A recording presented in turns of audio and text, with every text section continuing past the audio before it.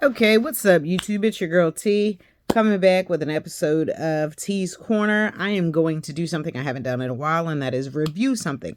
What I'm going to review is a second chance romance novel written by Evelyn Sola that I checked out on Kindle Unlimited.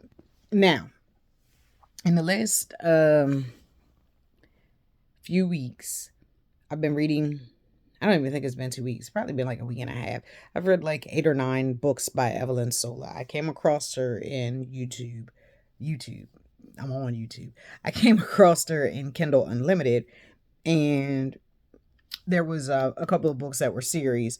And if I start a series, I have to finish it. But then I read a standalone and a couple of other things. So the book that I'm talking about today is called Broken. Y'all have to excuse me. I'm just going to have to give y'all a little disclaimer right now. It's not late. For some reason, as soon as I decided to talk to you guys, I got extremely tired. So if I yawn 672 times in this video, I apologize ahead of time. But anyway, the main characters are Noah and Julia. Noah is a white guy who's rich, but doesn't tell Julia that he's rich. They meet at college. This brownie that is delectable is their thing.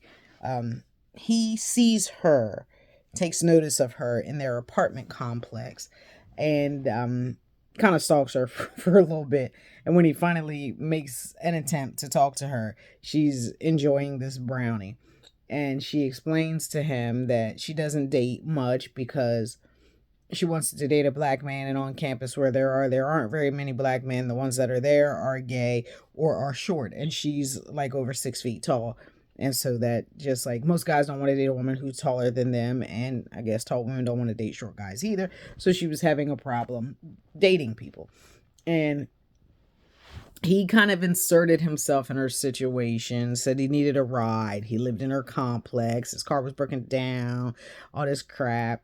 Take a picture of my IDs. If you don't believe me, you can send those to your family, and, in case anything happens, that kind of thing. Who's the first one? I apologize. So, in long story short, they end up dating. They're together. They fall in love. He, hangs out at holidays, things like that with her family, but they never do those things with his family, and she never really questions it. And then she meets his little brother, and his little brother pretty much makes it very plain to her that a black woman would not be accepted in his family. And so she never really pushes the whole meeting his parents thing. Well, after they celebrate their 1 year anniversary, a couple months after they celebrate their 1 year anniversary, Noah, who Julia calls No, and who Noah calls Julia Lee. So if you hear me refer to Noah and Lee, there you go. So Noah is involved in a really bad car accident. And for the first 5 days that he is in the hospital, Lee is there along with Greg, his younger brother, and their parents. In the 5 days that they are at the hospital, the doctors, of course, won't give her any information because she's not immediate family. His family won't share any information with her, don't even acknowledge her presence. And after, he gets information from the doctors, because he hasn't even seen her, since he's been awake and whatever. He gets information from the doctors that he's more than likely going to be paralyzed from the waist down. So he asks to see her. She comes in. She's like, babe, don't worry about it. We got this. I've talked to my mother. I'm going to take some time off from my master's program. We can move into my parents' old house. There's already a ramp there because my dad was handicapped. So if you're going to be in a wheelchair, we got that covered. So I'm going to drop out of school for a little bit. I'm going to take care of you. We're going to ride this thing till the wheels fall off. And he says no. And she's like, what do you mean no? Not paying it really any attention. And he tells her to leave. He doesn't want her there. And she was like, what are you talking about? Blah, blah, blah. Not really understanding what he's saying. So then he gets nasty and he tells her, leave. I don't love you. I've never loved you. And I don't want you here. You and I are over. Now, this is 2 months after they celebrate their 1 year anniversary, and they've only ever had one fight. And it was because they went to her parents for Easter weekend, spent the weekend. He didn't take the trash out. And his apartment was stinking when they came back. And she said it was his protest because he didn't want to go to church. In the year and 2 months or whatever that they've been together as a couple, and before that they were friends, the few weeks that they were friends before he admitted that he was interested in her, they'd never had a fight. So that was it. And so he tells her that he doesn't. So anyway, he pretty much crushes her with his words, but she's like, he's sick. He's not, doing well. She keeps coming back. She's persistent and I love you and I'm not leaving you. And then his mother is a complete and utter bitch to her. And pretty much, nobody ever says you're black because, in this day and age, what fucking racist says you're black? They say other things. Like he says his family isn't racist. They're elitist. No, bitch, they racist. That's all. Anyway, her mother just, his mother lets her know that under no circumstances would she be the person that she picks for her son, and he has made his choice. He don't want to be with her anymore. And his ex-girlfriend comes in, and she's like, him and his ex-girlfriend is getting back together. Told her that she was a step in his rebellion or something like that. Said he cut his hair, or he let his hair grow long. That was one phase of rebellion. He broke up with his girlfriend that they adored and, picked. And that was a step of rebellion. And dating a black girl was a step in his rebellion. And she was like, and he's over all that now. This accident has made him realize that he wants to come back to his life and blah, blah, blah. So she completely and utterly fucking falls apart for 2 years, really.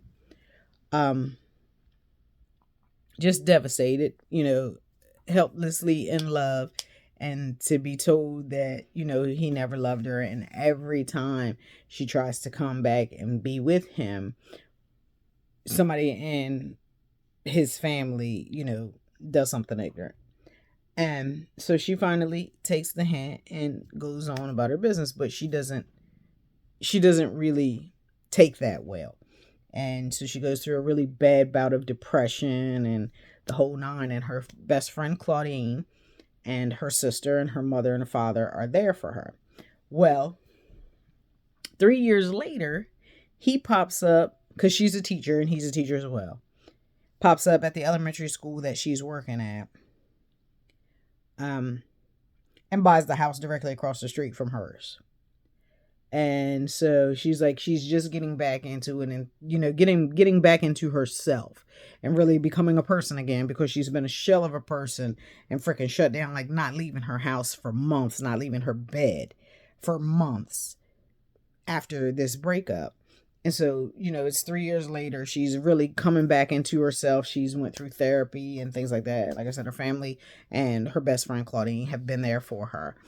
And then he pops back up. So her whole family, has her back, and it's just like, how dare he come back after what he did to you and, invade your space like that. And would he apply at your school and buy the house across the street from you and stuff like that. And so, long story short, because I'm not going to tell y'all the whole book, because y'all can read it. It's free right on Kindle Unlimited. Evelyn Sola, Broken. But the problem that I had with this book and why I had to come and talk to y'all is because I consider myself a real friend. And I have real friends, and I wouldn't want them to be no other way, because real friends going to keep it real with you 100% of the time. And if I'm on my bullshit and one of my real friends say you on your bullshit, I'm going to have to sit back and take notice of that, because they're not going to lie to me. They're not going to sugarcoat it. And they're not going to tell me what I want to hear. They're going to tell me the truth. And those are the type of people that I personally need in my corner. And I feel like Claudine was that person to Lee. Straight like that. So was her sister Trish, but Claudine was her friend. So it was a little different. Y'all have excuse me, my hair. I washed it and I ain't twisted, and it looked like a mini afro underneath these locks.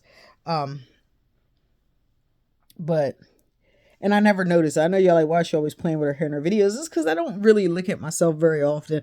I brush my teeth in the mirror and go on about my business. So when I'm actually creating these videos and I'm looking at myself, I see all this stuff going on. Y'all see that gray hair? Oh my God, the disrespect. It's getting worse and worse and worse. Oh my Lord. But anyway, back to what I was talking about.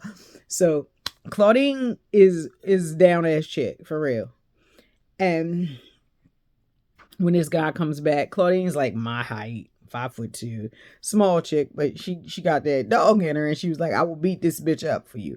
You say the word, and I will put my foot so far up his ass, he will be eating leather for days. That type of friend. And so once they go through all that, and her sister and her parents and Claudine all come at Noah like, you did like some damn near irreparable damage. Don't come back and hurt this girl a fucking again like you did. And he's, trying to prove his point and, argue his case. He made a mistake. He has always loved her. He wants her back. This, that, and the other. Now, his brother, who was also ignorant and racist to her,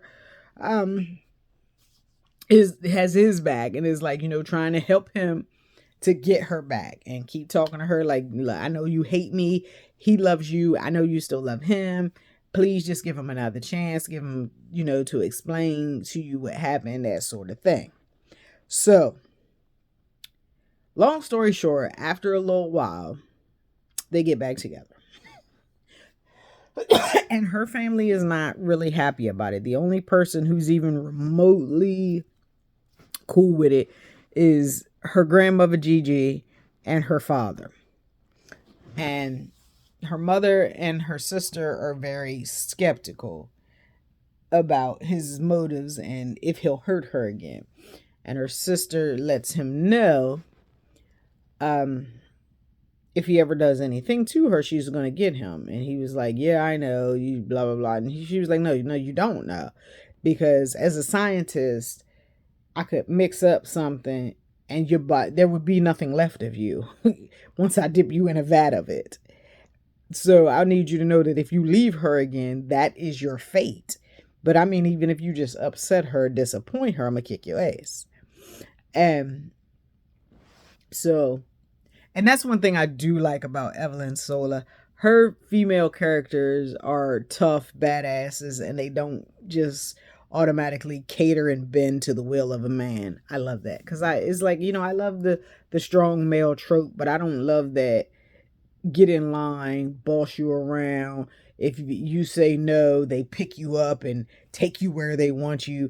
I never like those types of strong men because to me at this point you're doing things against people's will, kissing you into submission when you're that shit to me is like akin to rape. I hate that kind of stuff. So I don't read those tropes, and if the book starts out that way, I quickly get rid of it and delete it off my reader. And he was tough guy and bossy and that type of thing, but she at least stood her ground, and so did Trish and Claudine. It was just a lot of strong women in the books, and I'm finding that a lot of Evelyn Sola's characters in the book. Most of I don't know if all, because I haven't of course read all, but most of the Evelyn Sola books that I've read are BWWM tropes. So it's always been that as far as I can see, and these women are all strong, tough women. And I mean, just like most real life strong women, and I consider myself a real life strong woman. And we love so hard and so fiercely and so completely that we hate the exact same way. And I totally appreciate that. So in this book, Claudine is what I would call a down-ass chick and the real MVP. Because Claudine stays 100% true to Lee, and she stays 100% true to her anger. Now, in this age of social media, where everybody shares all of the information, and then They tell you about their deadbeat baby daddy and how he don't do this and he don't do that, and they broke up with him because da da da da da.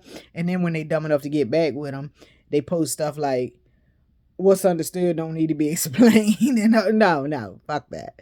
You're dumb and keep it moving. He treated you like shit. You told us all about it, and then you took him back. So now you feel stupid. So now don't nothing need to be explained. Go ahead with that. And that's how I kind of felt with No and Lee and Claudine. Because eventually, because this is the story and it's a happily ever after, Lee does take No back. Everybody is not happy about it, but they're like, she a grown woman. She got to make her own decisions. And if it's a mistake, I'm going to fuck him up. But, that it is what it is. Well, Claudine is like, you dumb bitch. This nigga done took you through. You had to go to therapy. You lost 60 fucking pounds. You didn't leave your house for months. And you gonna take him back? Are you fucking serious?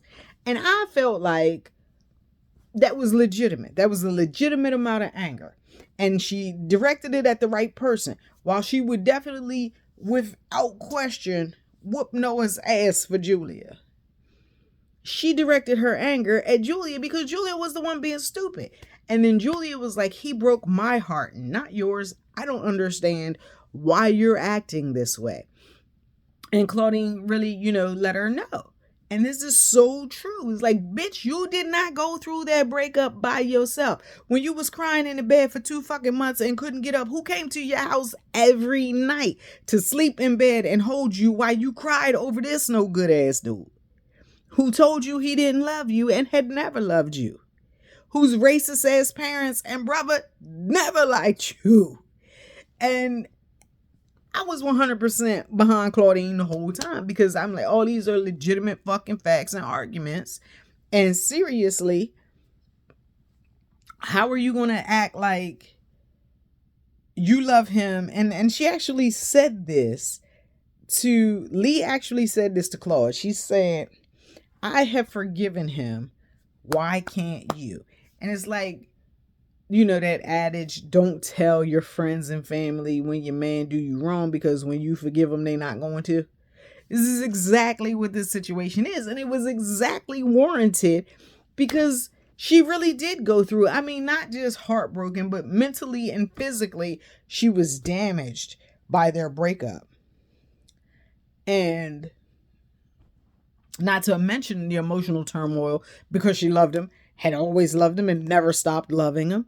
And for him to just pop back up and think that everything was okay. And she put up a good fight. Lee did put up a good fight. She didn't just fall back into his arms and immediately start swooning and picking up where we left off. And even after they got back together, she wouldn't tell him she loved him for the longest time. And every time he brought up marriage, she was like, nah, not happening.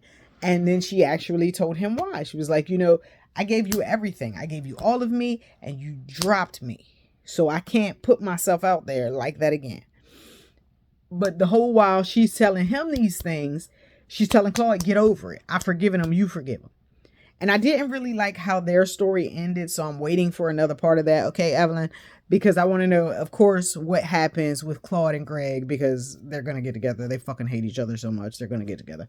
And I want to see Lee and Claude be repaired because for real, the only person that completely and utterly held her down and never switched up and didn't fucking fold was Claudine. Now, what I hated about it was they wouldn't let it just be that. Later on, you find out that Claudine and her boyfriend Trey broke up and he went back to his ex. And then Claudine tells Lee, I was jealous of your happiness and y'all getting back together when I wasn't happy. And I didn't like that because don't make it about something else. Don't make it about her being jealous. Don't make it about her relationship blowing up so she's angry and spewing hate and being a hater. Because reality is, it was not fucking that. Reality is, she went through that breakup with her friend. As an empath, she felt all of that shit that Julia felt. All of that heartache that Noah caused. And the whole Trey situation didn't even have to be a part of it because that kind of lessened, for me, the validity of her anger towards Noah and towards Julia when the anger was legitimate and they fucking deserved it. She had legitimate reasons to be mad. And it didn't have nothing to do with Trey ass. Even though he did dump her and go back to his ex. Had nothing to do with that. Reality was, I went through that shit with you for 3 fucking years. You are just now coming out of this shit and you're going to get back involved with him. I totally understood it. So I felt like how Julia came off at Claude and how they weren't friends anymore was not cool. Because at the end of the day, she was the one who held her down. So I had to come and tell y'all because I just felt like it wasn't right. So now I want y'all to read the book and then come back and tell me what y'all think. Was Claudine right or wrong? Was Julia right or wrong? Was Julia stupid as fuck or nah? Evelyn Sola, Broken.